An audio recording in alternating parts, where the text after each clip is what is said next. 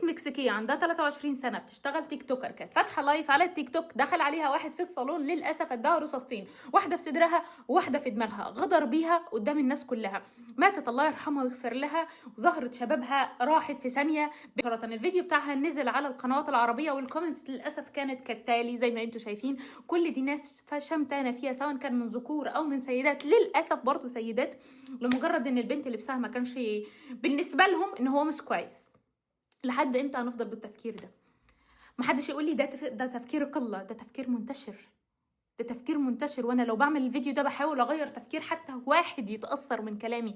الانسان الحقود هيفضل حقود حتى لو لبس ايه، والانسان السيء الحسود اللي مش كويس من جواه، اللبس ده مظهر خارجي مش هو اللي هيغير الانسان من جواه.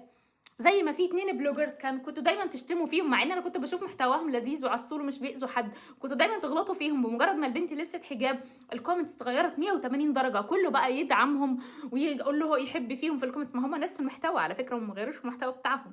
انتوا لحد امتى تفضلوا تحكموا على الناس والمظهر؟ المظهر الخارجي لا يمت تماما للشخصيه باي صله، باي صله. ستوب.